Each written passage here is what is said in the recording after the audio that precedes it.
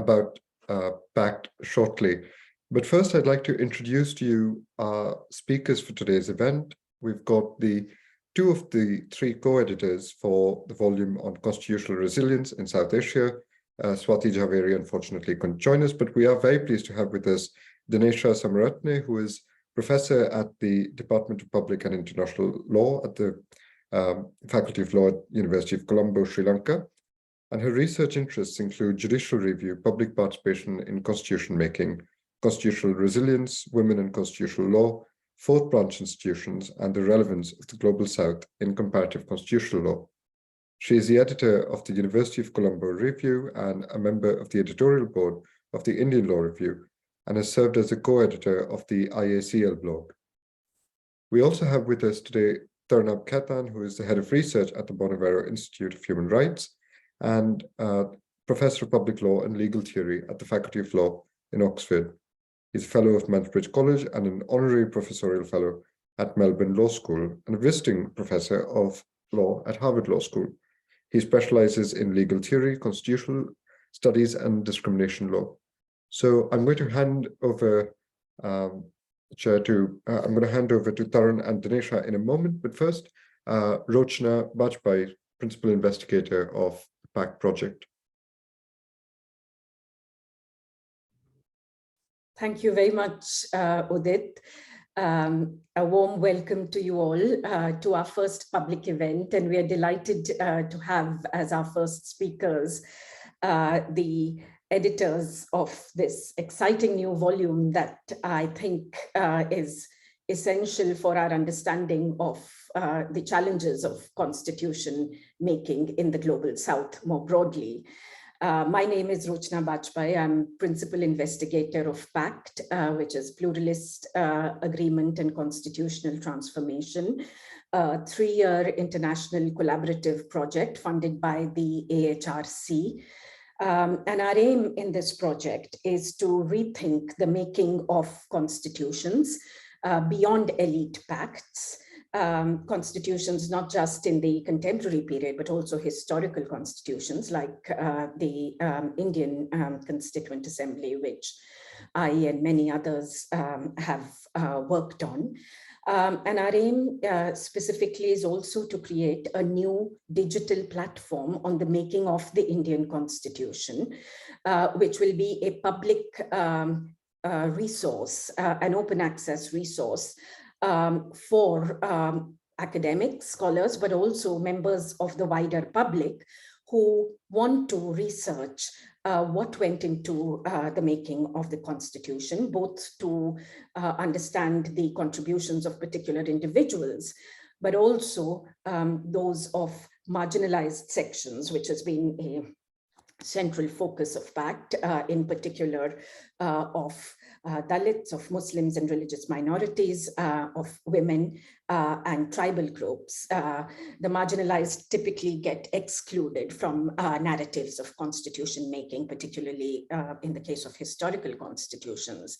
And our ambition and effort in this project is to recover and to center their voices in the making of the Indian Constitution in particular. Since I first started researching and writing on this constitution more than a quarter of a century ago, there has been a lot of exciting new work in this area. And we would be glad to feature your work if you would like to reach out to us. The details are in the chat. But without further ado, I would now like to hand over to the main speakers for this event, Professor Dinesha Samararatne and Professor Tarunabh Khaitan. So thank you so much, Dinesha and Tarun, and we look forward to hearing more about this exciting book. Thank you. Many thanks, Rochana, and thanks to Udit and everyone else at the PACT project for giving us this opportunity to talk about this edited volume. Before I start off, I just want to acknowledge that Swati Jhaveri, one of our co-editors, really played a very significant role and in fact did much of the heavy lifting in the editorial process and in writing the introduction for this book, and it is, of course, very unfortunate that she's unable to join us today. So in the next few minutes, what I want to do is say a little bit about the book, what I think are some of its key insights, how to place this book in the field of constitutional law in South Asia, but also comparative constitutional law more broadly, speak a little bit to the challenges that we faced in developing this edited volume, and then end with one or two thoughts about what this book has to say about the Global South in comparative constitutional law. So as the title indicates, this is a study of constitutional resilience and decay in South Asia. And we are really grateful to the authors who helped us to cover almost all the South Asian jurisdictions except for Myanmar. Although we did have some plans for including Myanmar as a case study, this project spanned from roughly 2019 to 2023. And as we all know, the crisis that hit Myanmar in 2021 was such that it was practically not really possible to capture Myanmar as a case study in this book. So that remains a significant limitation in our claim to speak to a South Asian context. Of course, we talk about South Asia, but in the introduction itself, we also problematize and acknowledge that any regional categorization of these jurisdictions is useful, but also has its own limitations.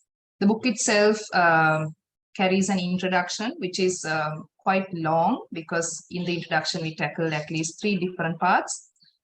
And then we have 6 parts. And the 6 parts are constitutional design, federalism, the executive, the judiciary, 4th branch or guarantor institutions, the military, and the people. And because these chapters originally came as papers, draft papers that were discussed at a workshop, the parts are not even in terms of the work that they have to offer to the reader. We looked at the papers and then decided on how the book should be organized, or the chapter should be organized. And the introduction itself, which was originally meant to be a short introduction, in the process that I will describe very briefly later on, it ended up having a life of its own. So it does at least 3 things. It locates South Asian constitutional law within the broader canvas of comparative constitutional studies. It describes our approach to comparison and explains why much of the insights that are offered stem from deep dive case studies. And then finally, the introduction also speaks to the study of resilience and decay in South Asia with regard to constitutions and practice. So what are some of the main insights? I don't think it's really possible to summarize all of them. So I will identify some of the 5 insights which sort of speak to me very strongly, given my own situation and my own perspective. So as Udit mentioned, I study Sri Lanka mainly, and it's constitutional law. So I think one valuable contribution of this book is that it takes constitutional law in South Asia out of the shadow of India. So we have 18 chapters in total, and 6 of them are on India, which is, I think, still quite significant, but relatively much less. And if you consider the fact that we also include chapters in this book on Afghanistan, Bhutan, and the Maldives, I think it does really take us out of the shadow of India in this field. And as I said earlier, there are deep dive case studies. And for me, the particularly useful case studies have been the case studies on the Maldives and Bhutan. On the Maldives, the study of the judiciary, and on Bhutan, its democratic transition. So that's the second useful insight. A third, and again, this is personally useful for me, and this is also where my own chapter comes in. The book offers insights into what I think is a very significant innovation and development that we have seen in South Asia related to 4th branch or guarantor institutions. The several chapters I mean, there's an emphasis on elections in across these chapters, but nevertheless, I think there's a global conversation and interest now in the study of the emergence of fourth branch institutions, what it does to the idea of separation of powers, and what it does to our own understanding of what the state ought to look like. And I think this volume has a lot of insights to offer in this regard. And fourthly, it carries some insights on the people. Again, as we know, the people too are re-emerging as an area of inquiry in constitutional thought. And we carry 2 chapters in this volume, providing insights on the dynamics of people's engagement on constitutional resilience and decay. So it really encourages and provokes us to think more about people as a democratic institution.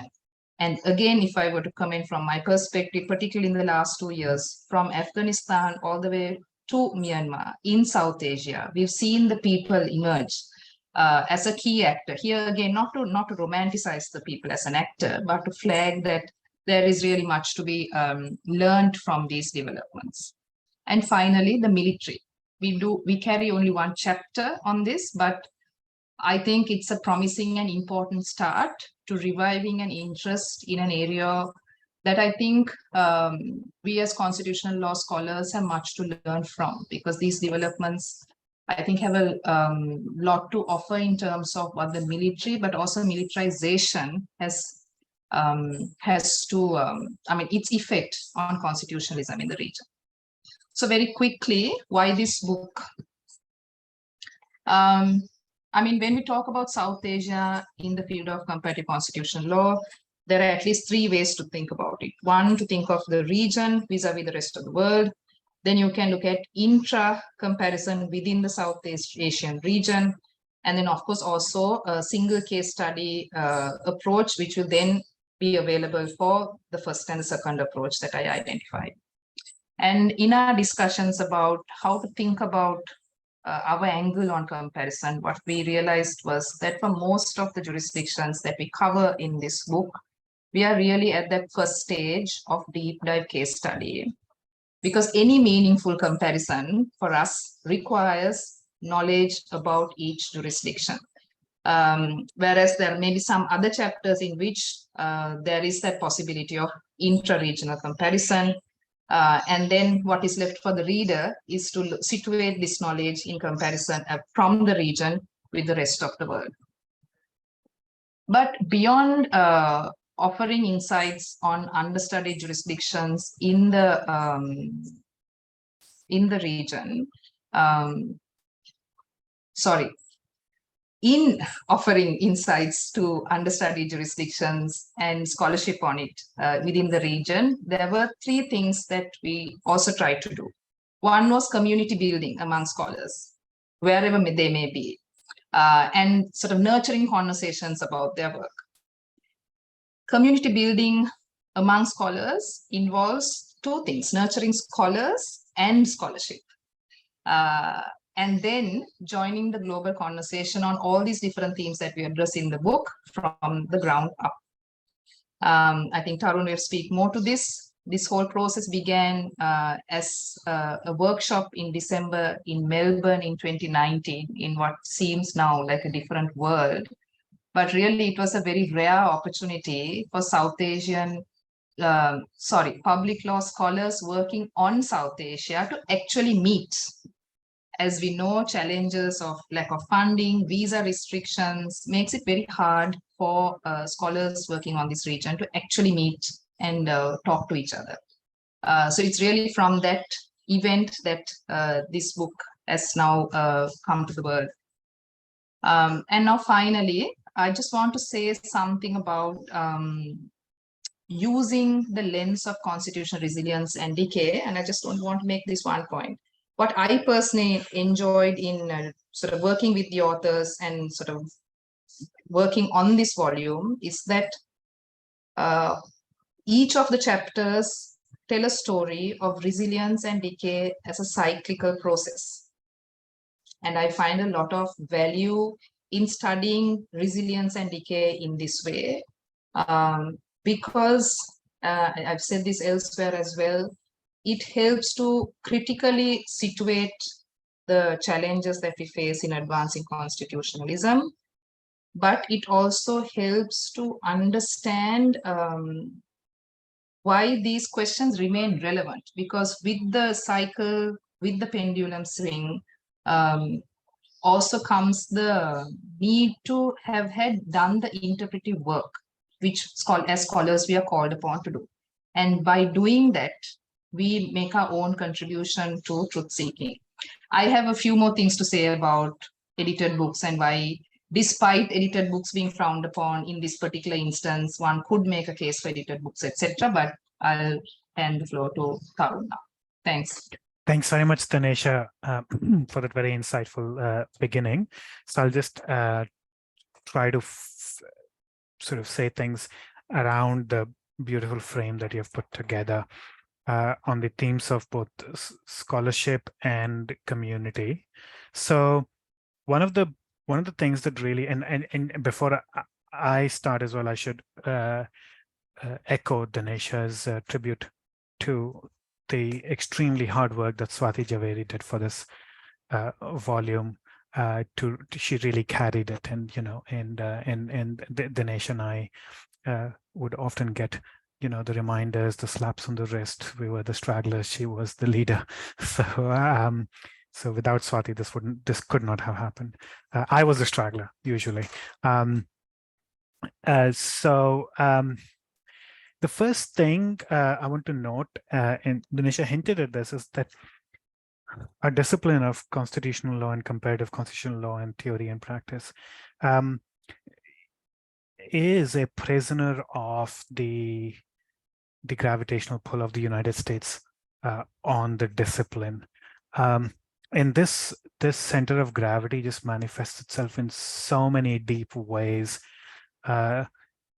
In agenda setting, what it is that we talk about in the field, in the framing. So, on agenda setting, for example, right, this entire debate on populism became a global debate only after the Americans got in the act, for example, right, and or democracy protection. How the debates are framed, again, American responses to populism, where scholars are talking about citizens' assemblies and deliberative democracy, is I think largely maybe a Euro-American framing. The doctrinal and institutional tropes that define where you look to for solutions, and of course the dominance of a court-centric, judiciary-centric view. To just give one little example, that really fat, great volume on constitutional democracy in decline or something by Mark Tushnet, Mark Graeber, and Sandy Levinson. I had an early section on theoretical chapters and then country-specific case studies. And as a reviewer of that book, one of the things that was astonishing to me was just how much the theoretical chapters that were largely written by American scholars were worried about the dysfunction of constitutional institutions and the need to break that dysfunction through a variety of means, including, going to the people directly and parties being the problem, etc. And how much of the individual country chapters, at least outside the United States, did not talk about dysfunction as a problem, but the extreme ease by which institutions in the rest of the world could act to undermine democracy. That was the problem, right? So how the problems are framed, how they're understood around the world, what data is looked at for concept building and theory building, and whose data and what data sets are relevant, what events are relevant for theorizing, for normativizing, and also methodology, right? So I would just very strongly recommend to anybody who has not yet seen it, Naz Moderzade's excellent piece on Twail and the critical legal studies movement in the US, where, as a woman of color at the Harvard Law School, she talks about the dominant role that Harvard and the United States played in setting up that methodological trope in the name of the Global South, but not necessarily serving the Global South, right? So my claim here is not whether she's right or wrong. I think she's mostly right. But anyway, even if we disagree, I think the agency of the North in so much of our field is writ large. And one of the things that that Swati, Dinesh, and I were very keen on was to not do that, to not borrow the frames, and to allow for a much more organic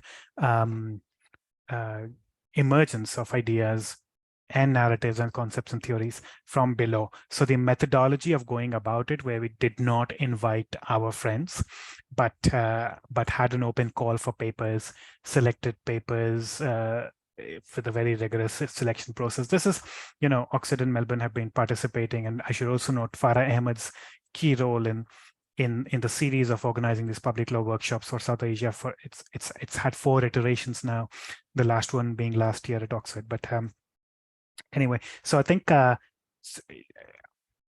it's hard to break that dominance, but if you see us choosing our own agenda, even in a small, tiny way, to the extent that one can escape discursive dominance in one's field, it is also owed to the method of how the workshop was organized and invited. I'm happy to talk more about that in Q&A if need be.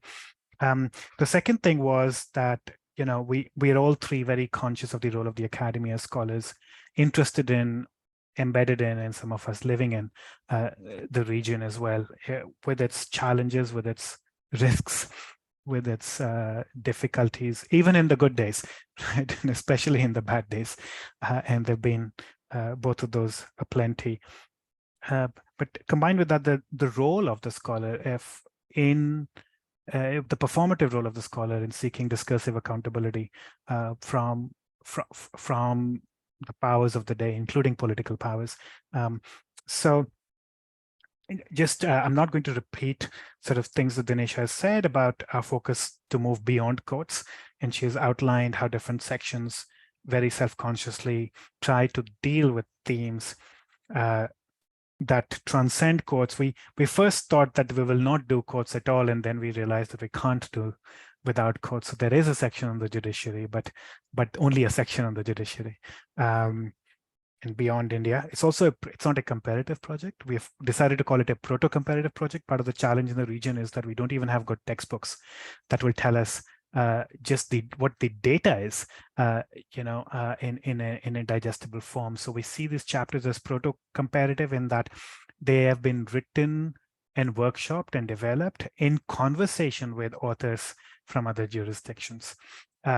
They themselves are not comparative, but I believe they are laying the groundwork for comparative work. And I should also note here the challenge of scholars writing in the Global South or anywhere from outside the canon of doing thick description before they can get on to the fun bits of normative and analytic and discursive work, right? But and finding that balance of how much data do you supply to the reader who presumably knows nothing. We don't have the luxury of American scholars to assume that everybody knows our little jurisdictions, right?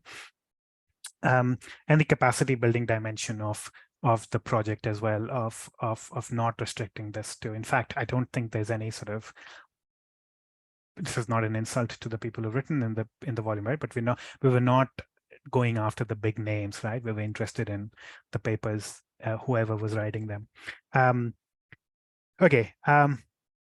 Now, and the theme of resilience and decay, right? As I said, we at least, I hope this book will provide a foundation to think about what might be distinctive about the theme of resilience and decay in South Asia, right? That it's not a decade-long conversation in the region, right? This has been happening over 70 years now, and we've not yet figured out how does the region figure in the global debate, and where are the discontinuities, and where are the divergences, and where are the similarities, right? But so just to move towards my concluding remarks on, some items for sort of agenda for the future, right? What is left behind? I think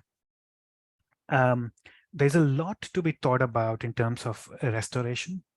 So we've, some of the chapters in the book and the existing scholarship does a fair amount of work on democratic decay, but the cyclical nature of democracy in some of the regions in some parts of some jurisdictions in the world in this region suggest there needs to be a lot more scholarly attention on democratic restoration when the opposition wins, when the democratically committed opposition wins. Sometimes it's surprised.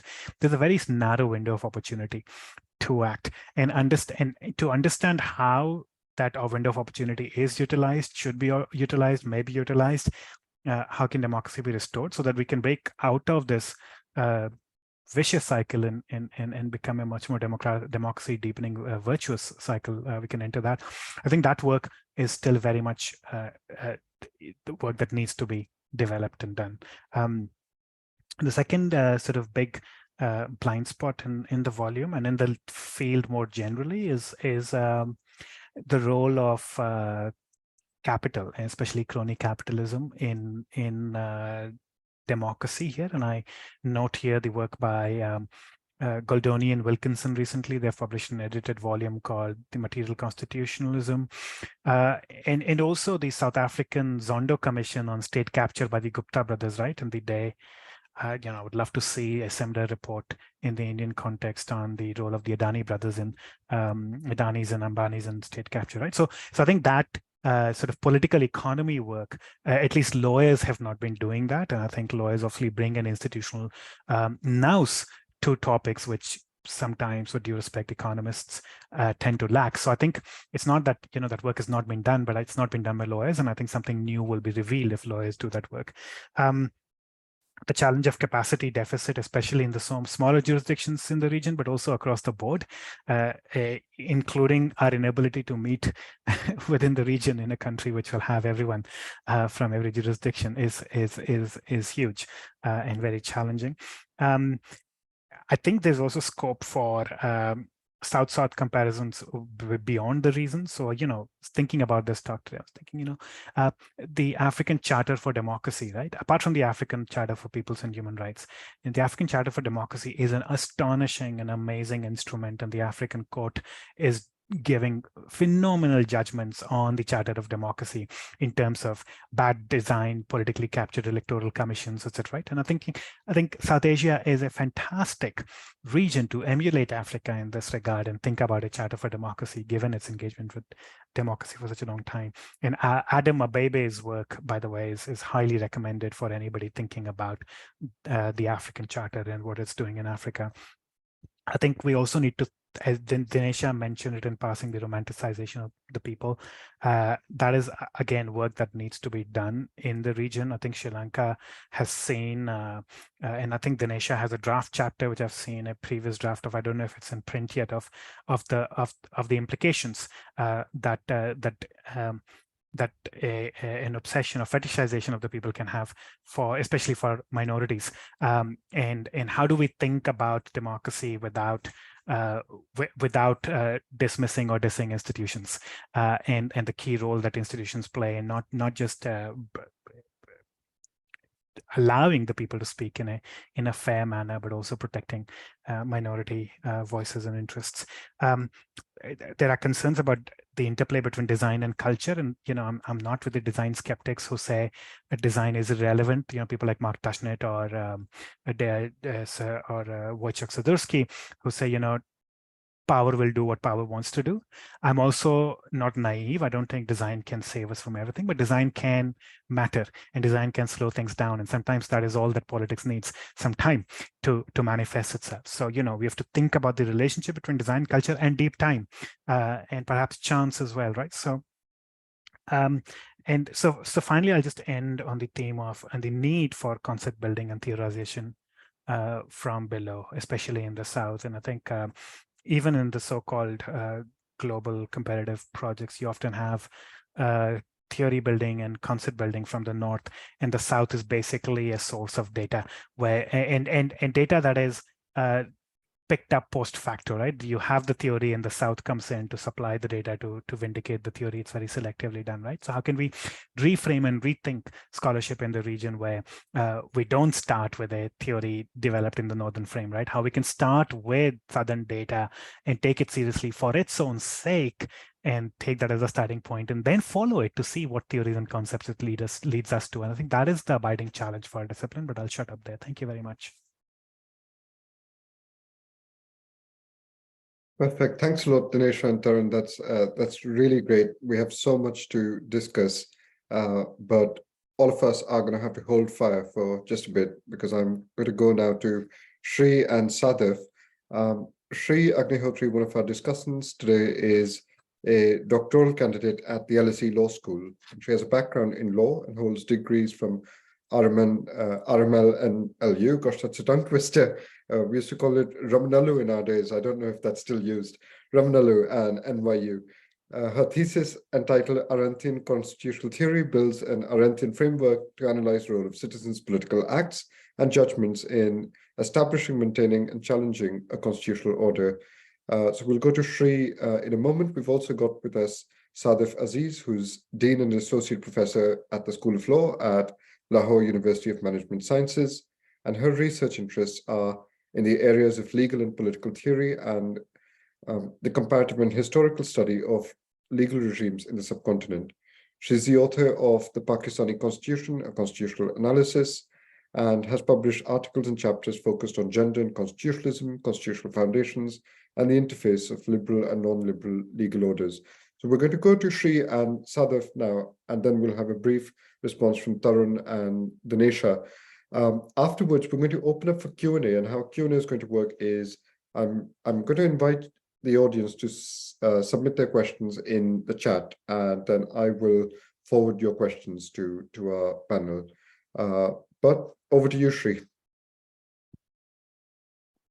Thank you very much for the introduction and also for the invite. It was a very enriching book to read, and I'm very glad to be here discussing it. But thanks in particular to the editors for thinking about these issues and being so thoughtful and intentional with the work that they've put in. But most importantly, congratulations to the contributors. I'm not sure if there's anyone, any of the contributors in the audience today, but congratulations for producing stuff that is relevant not only by themselves, but also that advances the understanding of how to do comparative constitutional law, how to think about South Asia generally in a much wider, in a much more nuanced way. When I was thinking about what to say, I wanted to start off with USA being the center of gravity, but Professor Khaitan already talked about that. But I would say one thing, that much of constitutional theory and in terms of the normative concepts that dominant constitutional theory uses, or even the descriptive methodologies that dominant constitutional theory uses, it is sourced out of a very brief historical and a very territorially confined space. And you're right to say that it ends up using South Asia as this example for things that do not work as well because they do not mimic the way that constitutional democracies seem to have looked in a certain continent. Which is why so much about the very idea of democracy and the very idea of constitutional democracy and how that works is influenced by that entire discourse is influenced by experiences that do not map our own. And again, and I think it was a very, very significant point to begin the book with, acknowledging that the role, the importance, and the dominance of a certain tradition of political thought, but also not really trying to present this as a regionalistic competitor. Because it is important to acknowledge that we have imported a lot of concepts, and the very idea of state, the very idea of what democracy, what a functioning democracy should look like. That has relevance not only in academic discourse, but also when countries want to move up in the rule of law in this.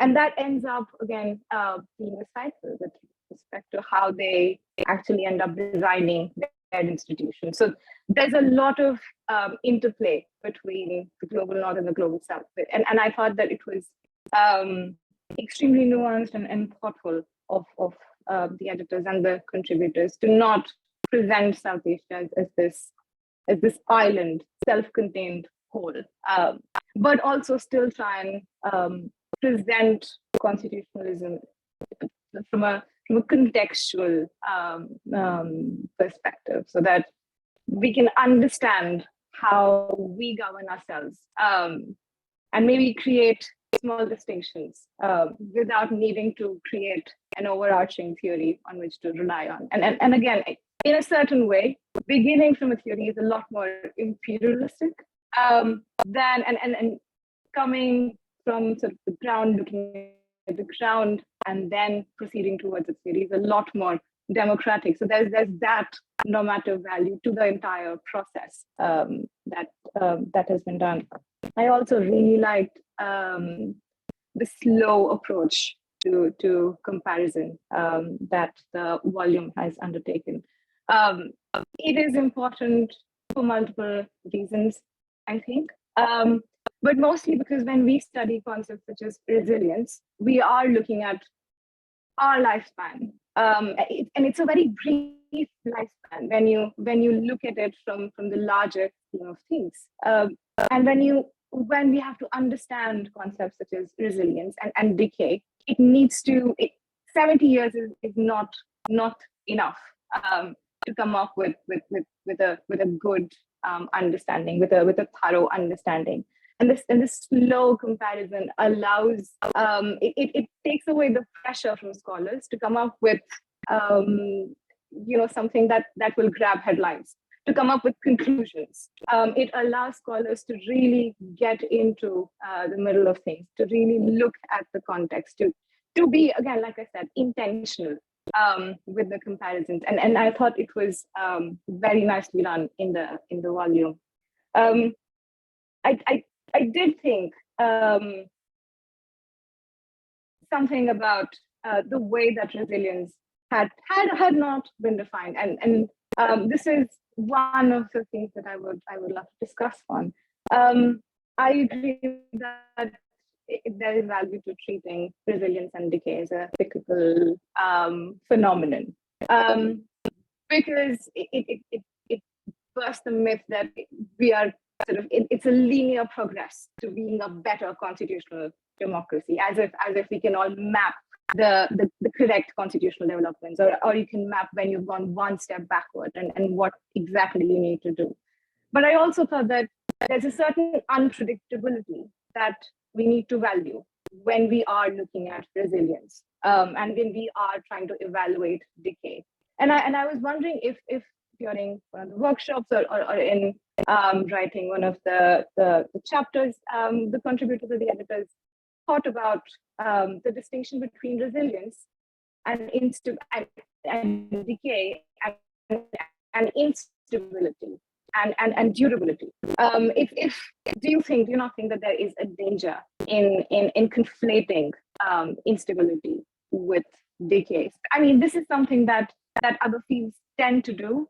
And I was wondering if that was something at the back of your mind when you chose resilience and decay as sort of the window through which you're going to look at the region. I also thought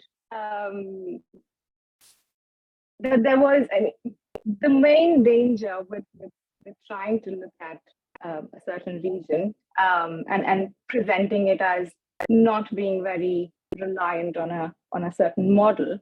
The main danger is that we might end up with concepts that do nothing when it comes to actual instances of constitutional decay. That they might be contentless or directionless or orientationless. But the other danger is that we might end up not having enough space, or the new innovations in democracies. I mean, perhaps there is something that a certain section of the world considers populism that actually is not populism. I mean, actually is the good way that constitutional actors have been resilient against decay in certain regions in South Asia. And I thought the analysis, especially when it came to political parties in the book, was extremely, and federalism. I thought it was extremely attuned to that possibility. But I do think that, and it's a chicken before the egg thing. I think it would have benefited from a stronger theoretical framework, or not a framework, but a suggestion that this is the hypothetical conceptual framework that we're proceeding with, so as to make the next step a little bit easier, so as to provide something more than just saying that this is, because it's there in the chapters, it's there. The contributors do take certain normative stands, but I thought calling them out, maybe in a separate sort of a sequel piece, would be extremely beneficial for the way ahead that the editors have shown to us. And one last question, sort of a flag for discussion. I thought there was a tension actually between the authors, and I wonder if I'm misreading things, and I would like to know how the discussions went. But I thought there was a slight bit of discussion between the use of law and the use of politics, and it's not just a discussion about whether constitutional design is more important than constitutional culture or political culture. That's a wholly different thing. But certain chapters, for instance, they talk about guarantor institutions. Other chapters talk about incremental changes that would provide a more contextual, a more democratic framework for federalism to develop in certain regions. And then there are other chapters that end up sort of squaring the circle, if I may put it like that, and bringing it all back to the judiciary. And I understand that that one of the main motivations for structuring the volume like this was to avoid that overtly American focus on the judiciary. But I also thought about how Professor Bakshi has framed constituent power in the Indian context, and I thought there was something to the section on the people. The people, not just as a democratic actor working alongside other democratic actors, but the people as sort of a baseline present in all the institutions. So when Professor Bakshi frames constituent power in terms of how the people have used the judiciary, have used the Supreme Court to bring about certain constitutional democracies. When Shruti Rajagopalan says the people have, when you evaluate constitutional amendments in India, people tend to be forum shopping.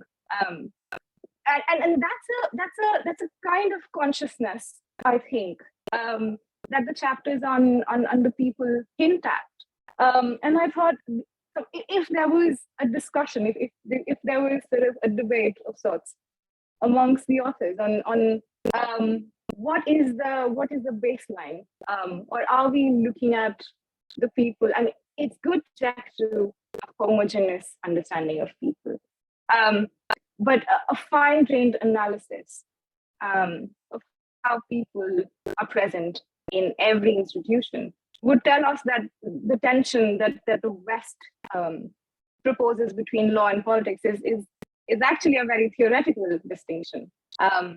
Because politics is not just the legislature, and it's not just the political parties, and law is not just guarantor institutions. If you're worried about contentlessness, if you're worried about orientation, then the people and the actual politics, the ordinary politics, that provides us with the orientation. But that's all I have, and I have to say congratulations again, because this is an extremely rich and extremely brilliant compendium of nuanced analysis on the region that I think will benefit a lot of people. Thank you. Thank you. Thanks a lot for that, Shree. Thanks for those very insightful comments and your very considered and intentional commentary. And with that, over to Sadaf. Hi, thank you so much for this invitation to participate in this forum and the chance to read this very impressive compendium. I really enjoyed reading the introduction, and it's lovely to hear those sentiments in many cases echoed here. So the recognition of the kind of labors of working in unstable societies, all of that I thought was actually quite touching, as well as the purposeful working against dominant narratives and schematics, that are being forged in other places, whereby, as Tarun mentioned, we become data points, or certain localities and places become data points. So all of that I thought was just, to be greatly appreciated.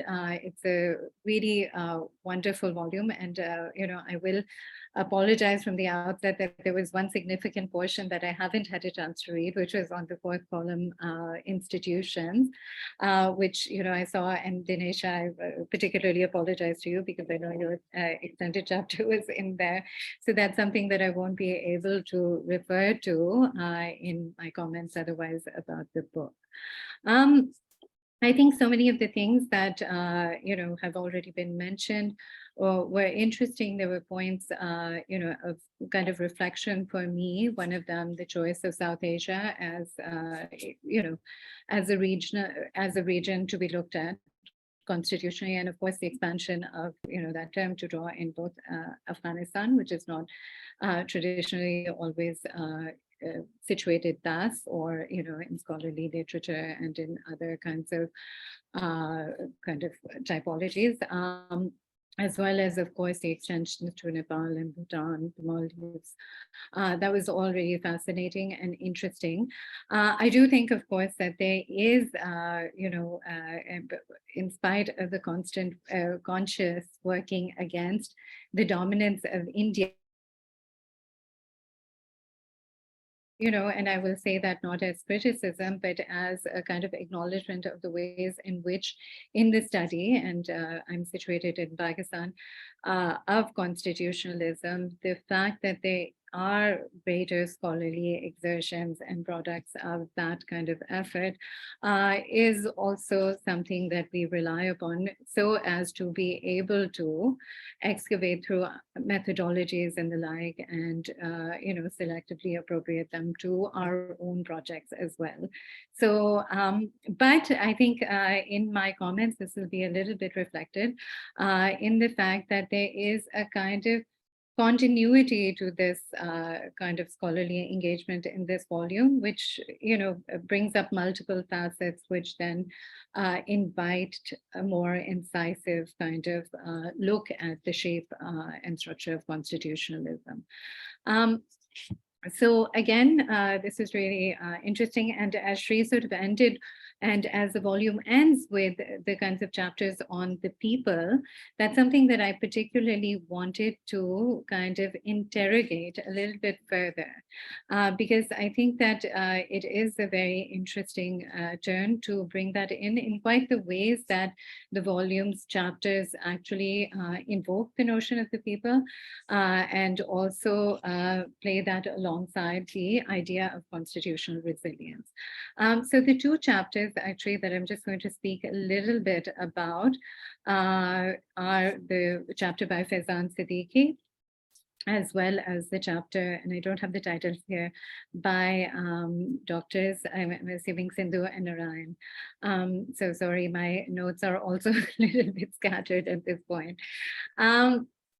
So the first chapter, which is hinged to a particular case study of Dalit organization and social pedagogy that operates under the long benevolent shadow of Ambedkar and his synonymity in ways, or the perceived synonymity between him and the Constitution of India, right? And Siddiqui calls into account the veneration that Ambedkar, of course, inspires, and thereby asks the question of why this has been ignored by commentators of the law who have been quick to dismiss the lived constitutionalism in which he shows as persisting in the constitutional expressive norms of a particular social group that he studies in Gujarat. This for me is a really interesting way that he has pivoted a kind of interrogation of what he sees as constitutional resilience, which is a resilience that abides in the people. And it abides in a kind of expressive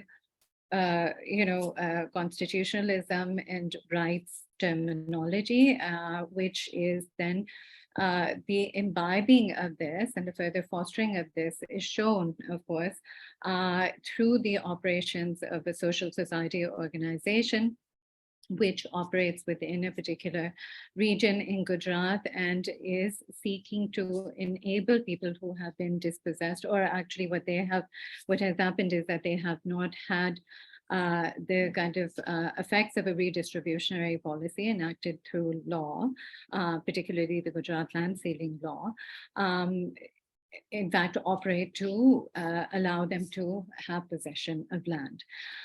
So the movement that Siddiqui sort of charts, which I find really interesting, is through the operations of an organization, the recruitment of young people from the local Dalit community, their training, particularly the inculcation of a working knowledge of the moral norms and political philosophy of the Constitution. And ultimately, basically what through a very detailed case study and participant observation, I'm assuming, what we have is a study of how this kind of adhesion to an expressive constitutionalism is the kind of lived side of constitutionalism as the author kind of brings it to the fore. This, as well as another chapter, which again I refer to, which is again by the authors Sindhu and Narayan, where they argue for moving beyond an institutionalist study of constitutional actors, again by resurrecting the category of the people, not only as the originalist constituent power, but also because in the face of prolonged institutional failure, and this is institutional failure at the courts, through parliament, through other agencies of the state, there is the people who have come out on the streets and brought significant police action in order to assert what they term to be a constitutional patriotism, or what the authors term to be a bit constitutional patriotism. And so the role of democratic citizenship is brought into account, given that the development of a post-national, post-ethnic, or post kind of parochial identity is founded in the conferral of rights implied by the practice of self-government. Now, that's a particular kind of formulation, which I'll come back to in a way. The reliance here is heavily on kind of European case studies and theories, so Habermasian, in the Habermasian vein of the kind of deliberative sphere, whereby the articulation and further interpretation of these rights in a public domain, where it ceases to be, that the rights cease to be just simply abstract platitudes, but gain concretization in practices of interpretation and the like. So what's interesting is the further kind of historical,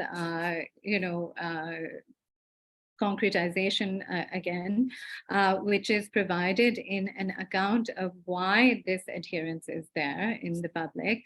What's also interesting is that the authors recognize, or they assert, that in spite of long silences, there is something subsisting, or that at points of conflict or points of assault, this kind of constitutionalist adhesion or patriotism is going to come to the fore, or has demonstratively in India, and particularly focusing on protests that occurred throughout India, but primarily focusing again on Delhi and institutes of higher learning, as well as broader public protests that took place after the passage of the Citizenship Amendment Act, I believe, that this comes to the fore.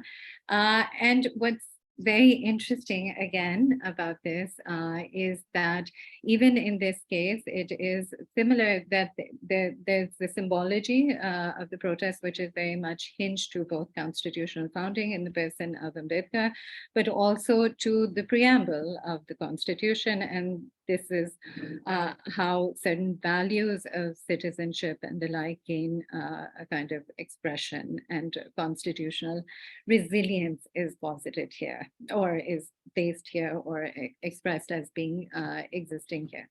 Now, there's something very interesting to me about this, and I was wondering, and here, Tarun, in a way, I'll reflect to, your very kind of, I mean, you've called them 1,000 cuts, right, to constitutional democracy, which are being administered by the heavy, invigorated executive, political executive, right?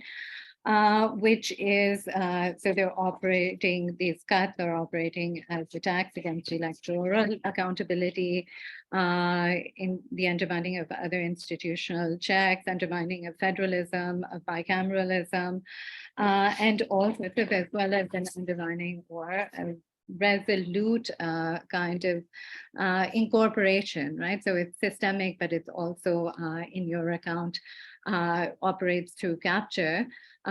Courts are obviously also failing to provide the desired outcomes. So there's a particular turning here when I position these sort of chapters, and along with your chapter, there's the chapter again by Gautam Bhatia, I believe, which is a very interesting account of both the system, well, the delay, the evasion, the movements within the Indian judiciary, particularly the Supreme Court, in an account basically of where federalist powers are being kind of sort of adjudicated upon to reinstate or reinforce the power of the executive through these maneuvers, which are happening just under the cover of what is actually betrayed possibly in the judgments, or the kind of rhetoric that governs the judgments, which is always making in his account some sort of symbolic maneuver to reaffirm the principles of constitutional democracy and lower down democracy even, so in cases of subsidiarity and abiding federalist powers. All of these things to me, kind of bring me back to another thing. And sorry, this is getting like a very long stream of consciousness, but there's a point here, which is that, Tarun, in your account, there are three things that you see as operational, right, in this kind of bolstering of the executive. There's the discourse of hyper-nationalism, which has been operating. There's a language of managerialism, which also works to paint the kinds of work of legal proceduralism as an impediment to the work that needs to be carried out in, the kind of managerialist. So the goal setting happens through the hypernationalism and the managerialism, and this is amongst the operations. So there's a very interesting inversion here, and I think that this has something to do with, and one additional chapter that I'll reflect upon is not the Indian chapter, but is the chapter by Ibrahim Afsar on resilience in the Afghani bureaucracy. What's very interesting to me is that there seems to be almost an inversion, and this goes back to some of the prefatory comments that were being made about what perhaps could be studied a bit further, which could be the role of capital. And the reason I wonder that, is there a word, or is this a kind of condition, the rising hypernationalism, the managerialism, the non-proceduralism, or the undermining of kind of legalistic proceduralism, that is operating from elsewhere. And perhaps in looking at this, within the strains again, or within the boundedness of the nation state, there's something that we perhaps are not naming. And I completely agree with those. And, I completed my PhD not too long ago where my supervisor said, do not use neoliberalism, that is so lazy. And I completely, agree with that. But I do wonder about the kind of larger currents that are defining certain types of world order that might be impregnating these kinds of maneuvers and agencies that we are studying or that have been so thoroughly studied. And second point to that, the inversion that I wanted to speak about is that this somehow also brought to mind the kind of dichotomous reading, which, has had further revision and understanding between political society and civil society, right? The kind of I was about to say Dipesh Chakrabarty, but it's not, it's by Chatterjee's thesis about that, where in fact it was the opposite, right? The elite realm was defined by an adherence to these kinds of bourgeois norms, the universalism, the rights, all of those things, which are the dispensation of a kind of formal constitutionalism in a kind of ideal type, whereas lower down politics, the real, people's existence within these totalities was marked, in fact, by more strategic maneuvering and a willingness, obviously, to cast these aside. So again, I realize that it's not, it was not at all the kind of within the ambit of what you set out to do in this volume, to, provide a theorization of resilience and decline and all of these things in a kind of broader, more global way. They're all sorts of reasons, and the wonderful volume that you put out is really testament to the multiple strands and the very differential treatments that can be brought to bear upon institutions, as well as other social totalities, when you don't heavily overset that with that kind of a lens. But I did think that this was just something that I would put out as, in further work that may be done on the region. Because this is particularly interesting to me. I mean, of course, the 2 chapters also written about Pakistan. Oh, so there's a going back. Sorry, I did promise that I would, or I wanted to say something about the chapter on Ibrahim Afzal's, Professor Afzal's chapter on Afghanistan, which was very interesting because in a way, the treatment of the category of resilience was dealt with, just not at the outset, but at the end with a very different classification of what that resilience is, right? So he says very poignantly that there are 3 ways of characterizing resilience, and 2 of them have to do with bouncing back, of enduring and, taking shape again. And the third is of shriveling up and kind of disappearing or dissipating. And that is something that he provides really interesting kind of documentary or, reflective evidence of in the functioning of the Afghani civil service through multiple kind of internationalist kind of interventions to bolster up state organisms or organizations or the bureaucracy particularly.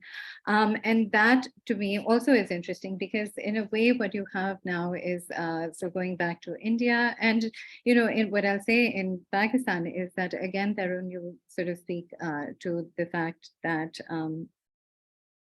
these 1,000 cuts, of course, that there is something, the kind of systemic assault happens in the context of democracy. So the indictment or the, the kind of identification of how incisively those cuts need to be delivered so as to sustain an incumbent government, of course, work against the purported guarantees of democracy.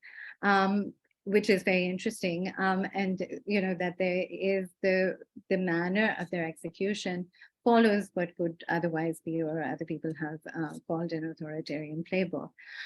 So of course, the chapters on the military in Pakistan, which have a certain juxtaposition, which is also very interesting. And I have to say that, this is the first volume that studies them studies the institution of the military in that kind of way, or so closely posits a particular thesis about dominance or not vis-a-vis political actors in the system. But the resemblances are profound, right, between a political executive and the military. And this is something that we find, again and again.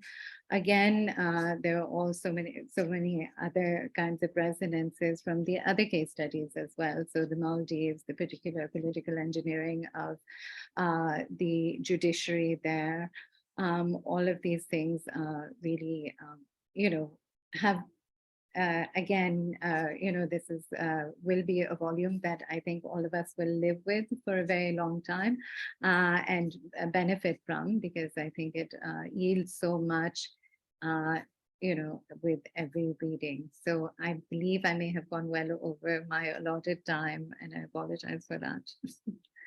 But thank you again.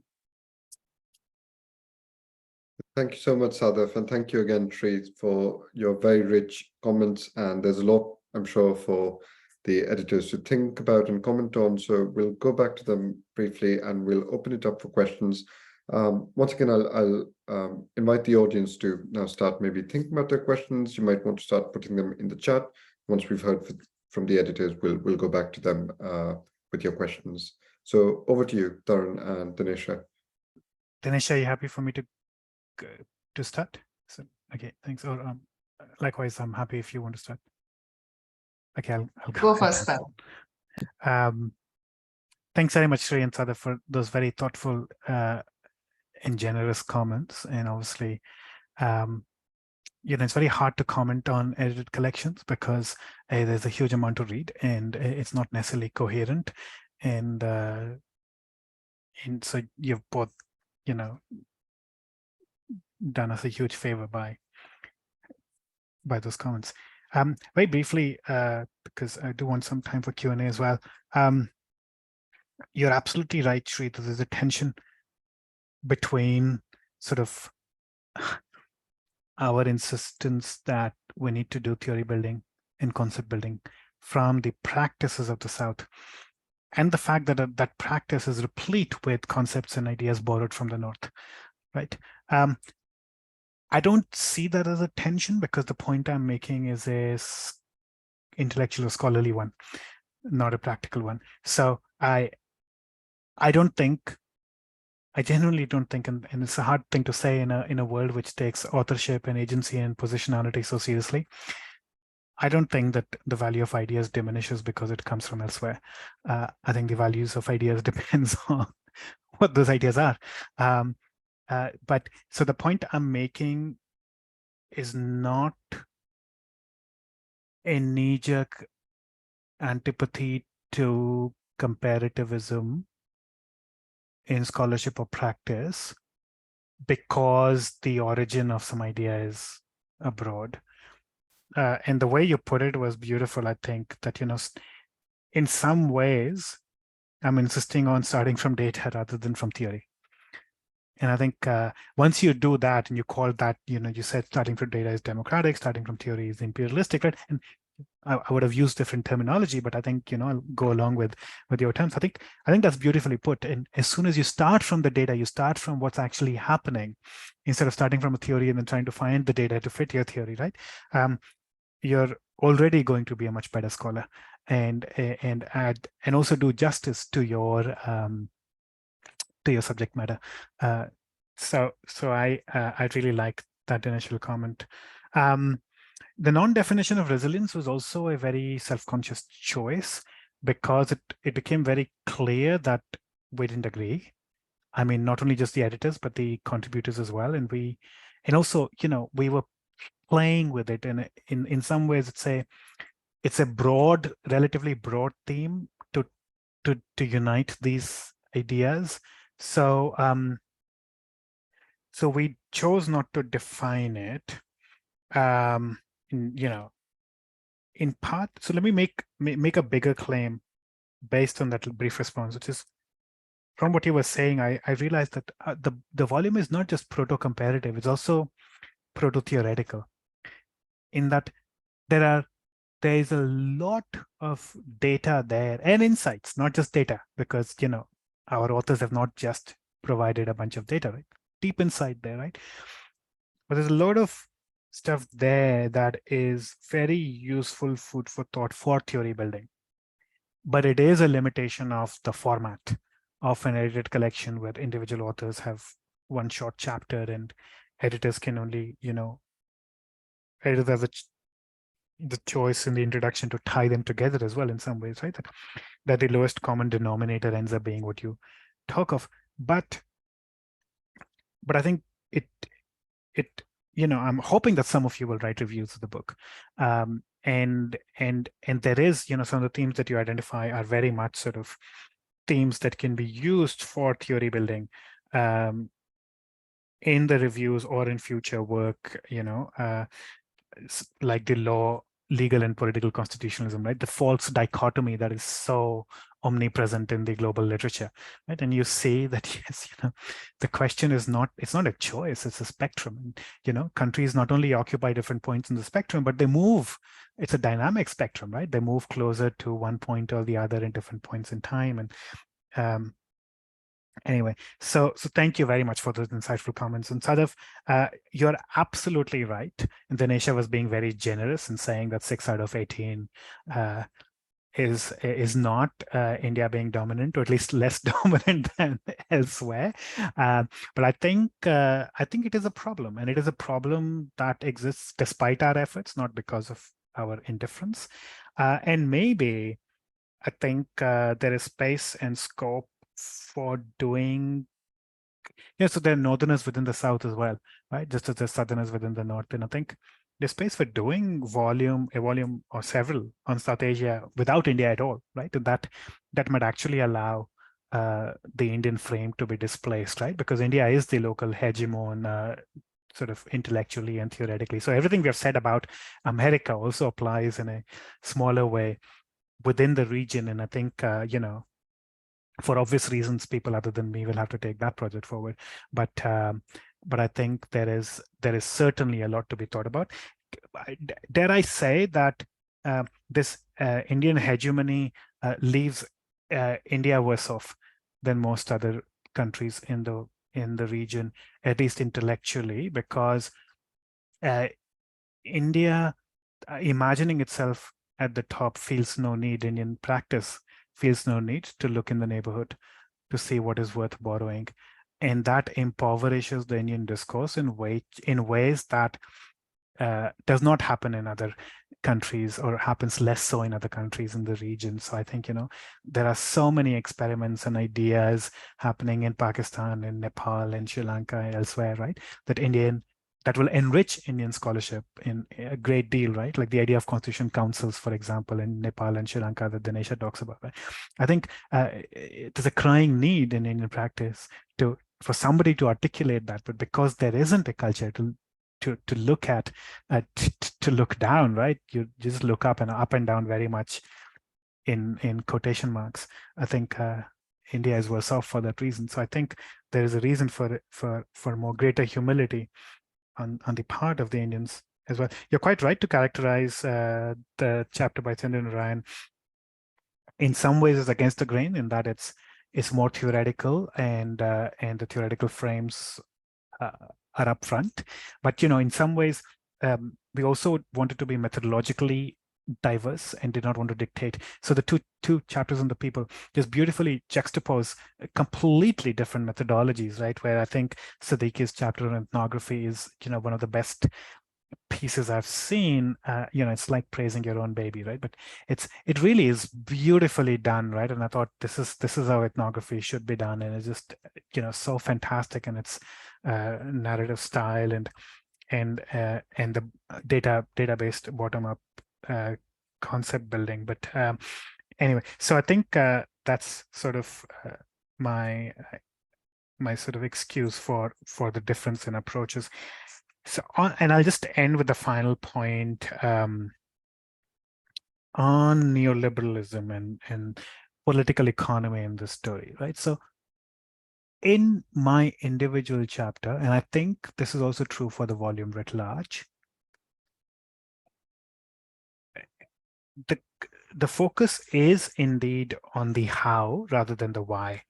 And that is because of our disciplinary training. As lawyers, we understand institutions and processes and mechanisms better than or at least the proximate procedures and mechanisms better than the deeper ones of social, economic, and political churnings that lead to big events, right? So in some ways, it's a question about pay grade, right? Like, what are you trained to do? So that is why I was, but of course it needs to be done self-consciously. I think, as you say, your supervisor's talking about sort of not being lazy in invoking neoliberalism, right? I think I see that worry, right? I see that worry because we have all read umpteen papers that blame everything on neoliberalism in an ideological framing. And I find those papers irritating, even when I agree with their conclusions, because there is no effort or very little effort to do the hard work of evidence gathering, of showing me the data.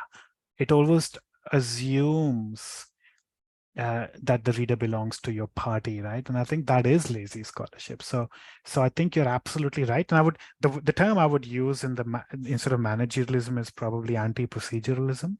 And I think there's a book waiting to be written, certainly in the Indian context, possibly across the region, or in defense of procedure. I think this juxtaposition of procedural justice and substantive justice.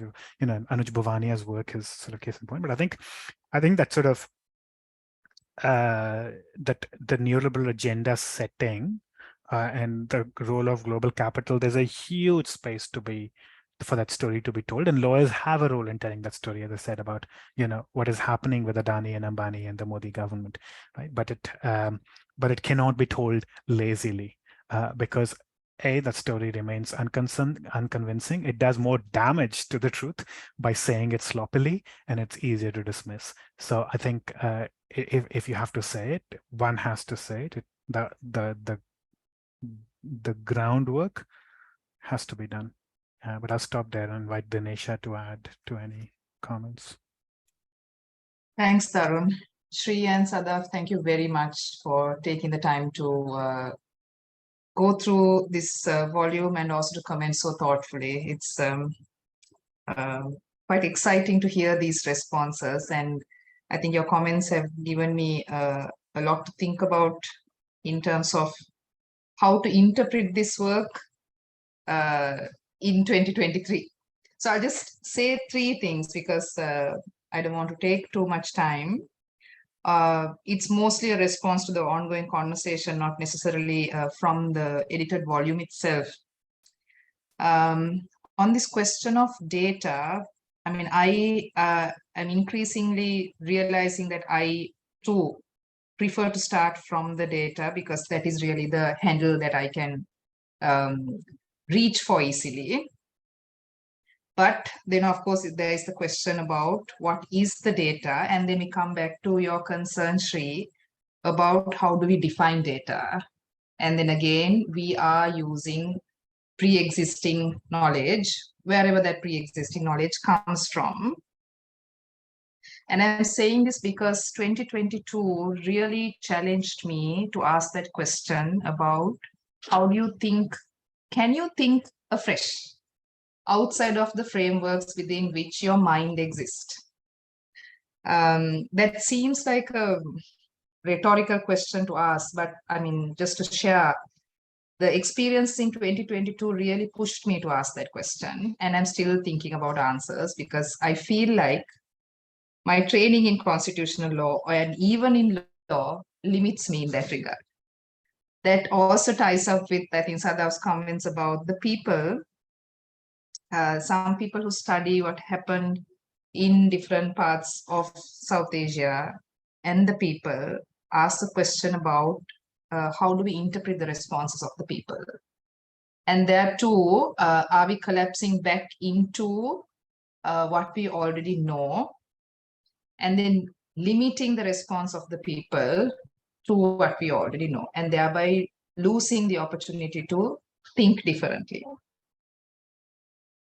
And the last comment I wanted to make is about, there's one more smaller comment about state capture. Here too, when you look at what the people are trying to say, I wonder whether they are really commenting on state capture, which I think is not just evident in Sri Lanka, but is evident in different degrees in different parts of this region. And if it is state capture, and if it is more about capitalism, then again, you come back to the question of what does constitutional law, indeed, what does comparative constitutional law have to offer in interpreting these developments? I think there's a lot more work that needs to be done. And just finally, on whether India can learn from its neighbors, I think there was this interesting example from March this year where the Indian Supreme Court did marginally refer to, for instance, Sri Lanka, and said, well, the appointment process for the election commissioners needs to be independent. So, of course, there is that connection, right, between practice and academia. And part of the reason as to why India may not be learning from its neighbors is also that this kind of theory building or data gathering is happening at a very slow pace and is ad hoc. So yeah, I'll leave it at that, but thank you so much. Perfect, thank you. We are now ready for questions from the audience. So as I said, please feel free to post them in the chat, or if you would like, you could send your questions directly to me. So while we wait for our audience to collect their thoughts, I'm going to go to Rochna for her question. Sorry, thank you so much. Mine's not, I do have questions. I think this is a fantastic volume, really much needed.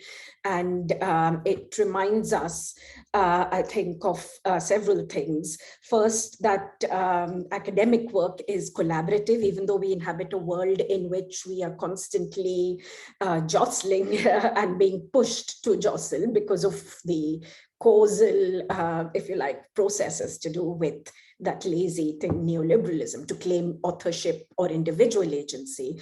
I think a collaborative volume like this is a reminder that fundamentally the work we do is collaborative. And in that context, I wanted to mention that PACT, which I said is very much a collaboration, and I wanted to thank my collaborators in PACT. Udit Bhatia, Dr. Udit Bhatia at York is our dissemination lead and has organized this event. PACT also involves the National Law School, Bangalore, and CLPR, without which, whose important work in bringing constitutionofindia.net to the public sphere, we would not be here. And it involves finally the University of Oxford, which is helping us build this new platform. So Nicholas Cole, who's our co-I there, Sudhir Krishnaswamy at the National Law School, and Vineet Krishna at CLPR. I wanted to acknowledge their efforts, but also to remind ourselves of, I think, the value of cross-fertilization across different disciplines and different institutions, and the need for humility on the part of especially those who have had certainly, like, countries like India or America, which have had an oversized space, if you like, in this conversation. I think the second and really important point that this volume reminds us of is that we do need to start from the data and from the nuance about the data, which gets lost in, if you like, the broad generalizations of grand theory that we engage in. And that nuanced picture is much more complicated than the stark contrasts between the people and the elite that we are seeing in some of the scholarship today. So while I very much applaud applaud and indeed the starting point for PACT. We were inspired by the mobilizations of the people after the promulgation of the CAA. I think what this volume reminds us and what our small endeavor in PACT is to show that there is a dynamic relationship between the people and the elite, and that these, if you like, contrasts, while we reinstate the position and the role of those who have been, whose role has been neglected, whether they are, if you like, elites from minority backgrounds, for example, in the Indian case, or it's the people whose representations to the Constituent Assembly have been ignored until recently, as important pioneering historical work shows us. It's also a dynamic relationship between the two, and that's in a sense what the challenge of the next generation of scholarship is to show. And the third sort of element that we very much share with the editors of this volume is that the moment we inhabit is of democratic authoritarianism, which is a huge challenge. It's a collective challenge. It's a challenge that we face in many of the countries and in a sense, the world around us. And it requires collaborative work to generate concepts and theories which are adequate to this, because the ideal, to echo what Tarun was saying earlier, to do theory building at this moment that is problem driven, that's driven by the problems of democratic authoritarianism that we encounter in Sri Lanka or in India or in Pakistan in different guises, requires us to take the problems generated in these contexts seriously and to arrive at theory from there, rather than taking, if you like, a ready-made normative model of, say, deliberative constitutionalism, to take one that political theorists have often worked on. So going slow in that sense on theory is also something which I think is a strength and is an invitation for participation by scholars in our effort. I mean, I think certainly we in PACT think we would love to hear more from the wider community of scholars who are working in this area, and to please write in this regard. So I'll just end with my two-bit question, which was about whether the theoretical framework that you're moving towards, Tarun and Dinesha, I think it's really fantastic to use and to center both the role of the people and of courts and the traditional institutions. But is it one that then takes their dynamic relationship seriously, and how do you see that relationship between the institutional domain and the, if you like, popular protest, the collective mobilization domain? And different contributors may, of course, see differently, but as editors, do you see a unified, if you like, picture emerging from the contributions to this volume, which I very much hope will get the success it deserves in the world? I'll stop. Sorry to take so long. Yeah, go ahead, Tarun. Just briefly to reply to your thought, Roshna, I don't think as editors we have a common view, because we haven't discussed it, and I don't know if Dinesh and I might disagree on this, but my starting position is that so I think Sindhu and Narayan's views are definitely on the more romantic end in terms of thinking about the people than mine are. My view of the people is the same as my view of institutions, which is that sometimes they are good and sometimes they're bad. And added to that, the extreme difficulty in there's something autocratic in the idea of the people anyway, because there isn't a people anywhere, and then who speaks for them, and how do they speak? How does a people speak, right? So I've sent the link to Sergio Verdugo's brand new, hot off the press paper against the idea of constituent power, and I would very highly recommend. A lot of these questions are answered there. So, but that said, So I do think that the people are an important constitution actor. And we need to study them, and we need to see what they're doing at different points of time. And different by the people here, I'm using them as a category, which includes many different things, right? Including different social groups, different civil society actors, etc. But there are protests in favor of rights. There are protests in India calling for genocide of minorities. So these are all manifestations of the people, and I think so I suspect my own normative position is that I think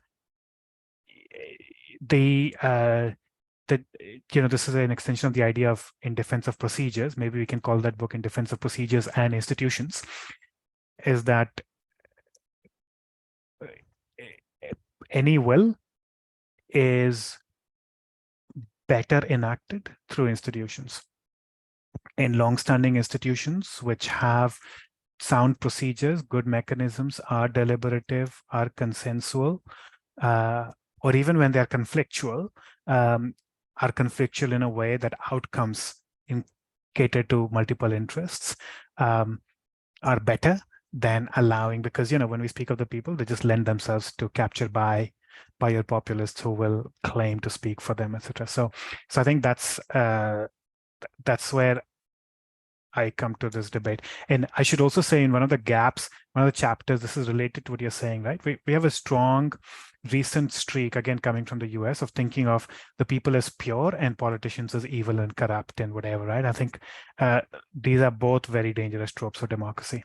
And, I've met amazing politicians, very dedicated, including in South Asia. I think some people just refuse to believe that such an animal exists. But most of the people who've met politicians have much better views about politicians than those who have never met any politician. But the opposition as an actor is something that I think we need to do a lot of work on. That is clearly a missing link here. Dinesha. Thanks, Tarun, and thanks, Rochana, for bringing that up. I just tied back to something that I didn't respond to, but had made notes about when Shree was speaking on that question of whether there is a need to reflect on instability and unpredictability. And I think that comment is enormously helpful, because I think you're right. If we were to think of resilience and decay as two ends of that pendulum swing, what you have in between, which determines, at least in my limited observation, which way the pendulum swings, happens in that period of instability. At least the lesson from Sri Lanka is that you need that instability to push against anti-constitutionalism, right? But that's where the people come in. And I mean, in South Asia, it's very difficult to have a romantic view of the people, because we have so many memories of the violence inflicted by people on people. So that is, I think, a hard sort of, it's a difficult mistake to make. I agree with Tarun that it's difficult to understand who the people are, how they speak. But if I may say this, because of the colonial impact on the people in the broadest possible terms, I think it's hard to really talk about the people, because we are still becoming the people in a very real way. We are still asking questions about who we are, why we think who we are, why we think we are who we are, etc. And I'm thinking particularly about ethnicity as a category that defines people. So are people a constitutional actor? They most definitely are. And the tendency is to think about this only when it yields progressive outcomes. But I think the challenge is to also think about instances in which the people contribute to outcomes that are not constitutionalist. And we have many examples in South Asia for that. But again, I just want to end with this question, which I'm sitting with, whether in constitutional law, we have the capacity to ask these questions. And that's why I think Tarun's idea of thinking about how the aspirations, the constitutionalist aspirations of the people can be brought into institutions is, I think, a more useful question to ask. which is what we critique ourselves about. So I'll leave it at that. Thank you. I think Sadaf wants to come in on this as well. Before you do, Sadaf, I also have a question. I also have a question for Please you. go to the question, yeah. I have a question for Sadaf as well from Mohammed, who asks that they'd like Sadaf to talk more about papers on Pakistan by linking it with recent political developments in Pakistan, where we're witnessing Parliament approving the trials of civilians in the military courts. What does this tell us about the future of constitutionalism in the country? I'm not sure I can answer the question of what it says about the future of constitutionalism in Pakistan. But I can say, of course, that in reading the chapter, so if that's a part of the question, there was, which I think it was, there was, of course, this was at the forefront of my mind as well, because as those, the editors will know and the others who have read the chapters will know, there is one chapter which argues very determinedly or pushes back against the thesis of, that the military effectively engineering political outcomes within the Pakistani state for all of the history of the Pakistani state, right? That effectively political actors themselves have been able to garner a great deal of political space, that there has been pushback, but the pushback by the military, whereas in earlier iterations resulted in military coups, in more recent iterations, the pushback or the assertion by the military has to be shrouded in a kind of popular legitimacy, so happens slightly under the cover through, things called hybrid regimes, and in its most recent and most famous iteration, this hybrid regime was Imran Khan, which was, of course, overthrown last year, or just removed through a no confidence vote. The current government is, of course, yes, the military. This is a very long discussion, and it would have to, it would just get into very deep particularities about what has been happening, the role of the courts, how they've been perceived. So all of the plethora of, institutional actors, as well as, in fact, the place, I guess, of, peoples in this country, right, in multiplicity, in terms of those who, so all of these things, I mean, of course, all of what has been said in so many ways is resonant. So whereas Imran Khan's regime was viewed as a populist regime, and increasingly as it wore on in its kind of, where it almost came to the end of its tenure, but nonetheless, increasingly as an authoritarian populist regime, worked on the tropes of sort of identifying a corrupt elite, and the people who had their kind of representative through Imran Khan were going to be satisfied by the rooting out of corruption and the like that he was going to engineer through various mechanics, right? By discarding proceduralism in many cases through the anti-corruption mechanisms and the like. So it's a very varied story. Even over the last 3-4 years, it's a deeply varied story. So I won't attempt to answer that question. I think what I'll go back to, because it is, I mean, although it pushes up against, and I guess, for the contributors of those chapters, it does push up against another thesis, which is the second chapter.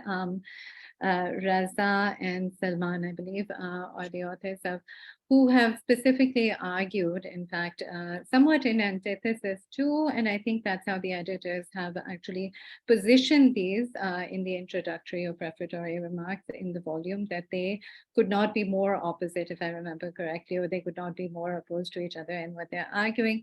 But in fact, I see a kind of supplement of what, Farhan Siddiqui has argued in what, in fact, Raza and Salman have argued, although he pushes against the idea idea that the dominance of the military owes to the weakness of civilian actors and the political classes.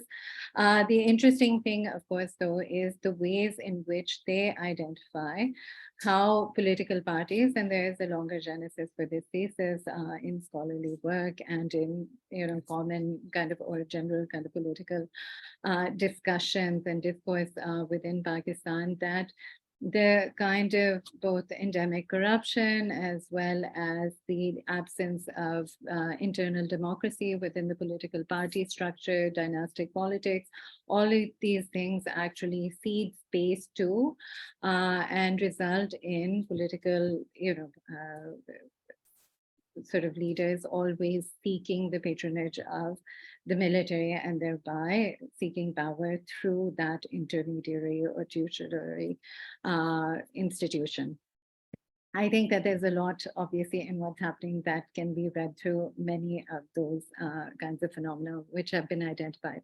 The one point I wanted to go back to before, because all political discussions can take up multiple hours with so many things happening on a daily basis, but is the question of rationalities. So Tarun and Dinesha, as you were speaking, in answer to Rochna's question, the question of rationalities that kind of permeate both institutions and the people. And I think that was a point that in my initial comments is something that I left kind of unstated. And again, that coalesces with the idea that there are kind of global rationalities that are percolating down through other institutional actors and the like. But so how the differential kind of valence of different rationalities. So in the case of what was interesting to me in the chapter around the CAA protests was that, and even to a certain extent in the chapter about the Gujarat, civil society or kind of citizen action, is the idea, is that the landscape of legality against which the rationalities or the kind of patriotism, right, the constitutional patriotism, as well as the kind of affective adhesion to constitutional rights, is a landscape which is quite thin. So the legal landscape is of constitutional rights and not of laws, really, other than one kind of, mention of another law, which means also that other institutional actors have been left out of the account, that there's something posited, which is a very direct interface between the people and the constitution, which is not institutionally mediated in the ways in which it is described, other than in the sense of betrayal. So I do wonder if that's an intermediary link in a kind of further interrogation or understanding of, the people and institutions, and how, potentially one could, through what other, sort of conceptual grounds one could interrogate that further, if you had any further ideas about that.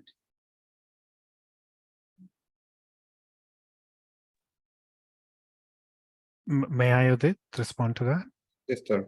Go ahead. That's such a great question, Sadaf, and as you were speaking, I was just thinking about that. So going back to the opening theme of my comments and Dinesha's as well about American dominance, one of its features that I did not mention, but is abiding in the discipline, is rights fetishization and rights obsession, right? And there's so much more to constitutional thinking and practice, and this volume obviously tries to do that. We don't have a chapter on rights as such, right? But you're quite right that the two chapters on the people as a constitutional actor in different ways engage with constitutionalism through the lens of rights. And I'm also thinking about Rohit Day's work on sort of the early engagement of the people as litigants and whatever, right? Maybe less so his latest paper with Onet Chani. So, but the sites of constitutionalism and constitutional decay are numerous and way beyond rights, right? So, in the final analysis, if you ask me, what dimension of India's constitutional structure has been the most robust at standing up to Modi, I would say federalism. Not the people, certainly not courts, not the bureaucracy, not guarantor institutions. It's been federalism and the political opposition, because for them the question is existential, right? Now, what we have not seen in the Indian context, but have elsewhere, is an investment of the people in other aspects of the constitution as well, right? So the Israelis marching in their tens of thousands, not to protect rights directly, at least, but to protect judicial independence, right? And Sri Lankans have done their fair bit. But, in that sense, maybe there is, as in the old joke about Sri Lanka's constitution being a periodical, right? Has an impact on constitutional education in the country, and the interconnectedness of rights with institutional structures is perhaps more manifest or obvious in a country like Sri Lanka that has a constitutional conversation frequently, and less so in India, where the constitutional conversation is very American in that it's court focused and rights obsessed, right? We don't take notions of institutional capture or federalism or opposition rights erosion, etc., opposition sort of constraint as problems of constitutionalism, and it does not get people on the streets. And it's part of the reason why the regime manages to get away with a lot of what it does. So I think that's a fascinating question. I think you need sociologists and ethnographers to answer it, but I am just offering some hypotheses. Yeah.